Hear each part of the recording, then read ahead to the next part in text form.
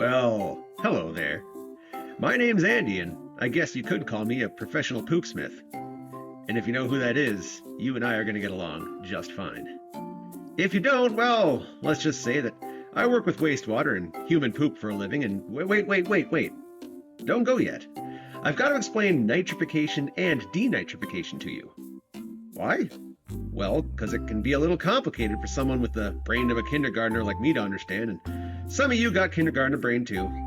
There's nothing wrong with that, and I figure if I can understand it, then there isn't any reason you can't, so here goes.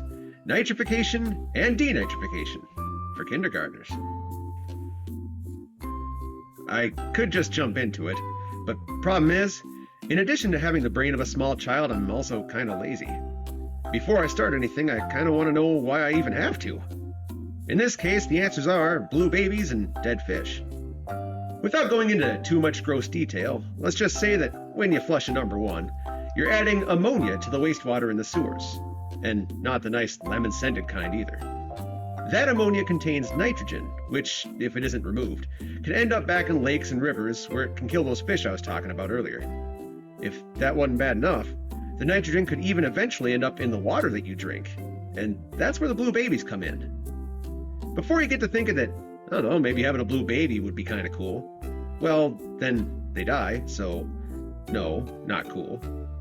Since that nitrogen currently is in the form of not-so-lemony ammonia, changing that is our first step. Believe it or not, I've said it before, and I will say it again. Nitrogen is a couch. A couch with 3 nice comfy seats that it seems like a lot of folks like sitting on.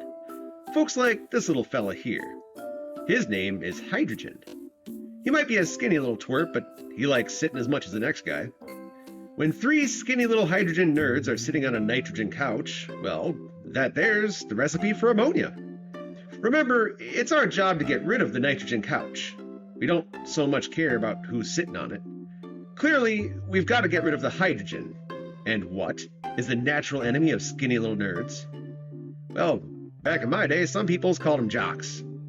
They are bigger, they are stronger, and when they're not doing their thing, they like sitting on a nitrogen couch just as much as anyone else. This one's name just happens to be Oxygen. And if it comes down to who wants it most, Oxygen is going to get the seat every time. If you add a little more oxygen, no more ammonia. Now what you got is something called nitrite, which is all right, because nitrite might, with one more oxygen jock, become nitrate. And nitrate is great. It's great because changing ammonia to nitrate is called nitrification. So we're halfway to getting rid of that couch, even if it doesn't seem like it. To junk the couch, we're going to have to move on to denitrification, meaning, just like last time, we're going to have to turn to the natural enemy of those sitting on it. And who is the natural enemy of a jock? Well, as we all clearly know, that could only be anoxic bacteria? I mean, yes, of course, the fearsome anoxic bacteria, who eats oxygen only when it is combined with other elements, like nitrogen. Hold on. Did I say that it could only be anoxic bacteria? Well, that ain't exactly right. It could also be their freaky cousins, facultative bacteria. Those two-headed freaks don't care where they get their oxygen from. Free oxygen, combined oxygen, it's all fair game to them. Either way, those foolish oxygen jocks have fallen right into our trap. With them out of the way, we are officially left with only the nitrogen couch. And this, dear viewer, is where our analogy ends, and we return to reality, where we must acknowledge that nitrogen is an element. Furthermore, it's about 78% of the air that we breathe. Without any other elements weighing it down, it just kind of floats away. And there you have it. Denitrification. Ain't so hard to understand.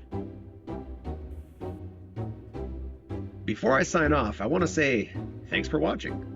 I hope this helped you understand what I used to think was a difficult concept. I know that this isn't a broad market subject, but I find that I understand things best when I break them down far enough that I can explain them to others. So I made this as much for myself as for you. I'm not going to tell you to like and subscribe, you can if you want to, but I ain't going to ask, because I hate that junk, and I didn't make this to get internet famous. Obviously. I will ask that if you have any other water or wastewater treatment related concepts that you find difficult to understand, maybe tell me about them in the comments.